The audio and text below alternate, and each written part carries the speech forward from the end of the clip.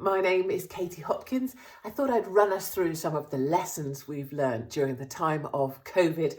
Number one, of course, is that nobody dies from COVID. Everybody dies with it, particularly if they've had a test in the last 28 days. We die with COVID, much as like a Saxon warrior might have been buried with his axe, or an Egyptian might have been buried with their cat squidged into a bottle. We now die with COVID, like we would have gone on holiday with our partner sat next to us on the plane if holidays weren't now illegal in the UK.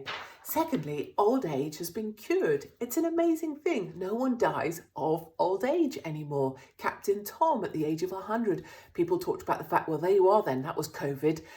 Maybe it was the fact that he was 100 and really quite old and had some pneumonia and got schlepped to Barbados quite recently. I don't know. Either way, old age has been cured by COVID. Isn't that a bloody marvellous thing? Next up, of course, that the police love a bit of COVID policing. If you have a burglary get broken into, maybe your kid gets stabbed in the street in London, don't expect to see any police. However, you have some COVID or you look like you're going to break lockdown, and I tell you what, they'll be there faster than shit off a shovel.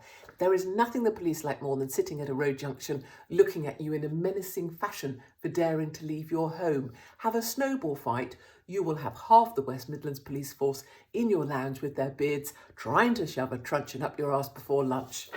Next up, mask perverts. There are people out there who like to drive in their cars on their own wearing masks. These are mask perverts. They deserve your pity. And finally, politicians will do anything for power.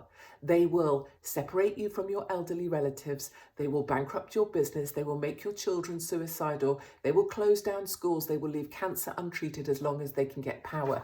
They should know this. We will never vote for them again. We will never comply with what they want. And behind all of us is the strength and the spirit to carry on. And once we break free from all of this lockdown nonsense and COVID bollocks, I tell you what, we're going to party harder than Rita Ora in a restaurant.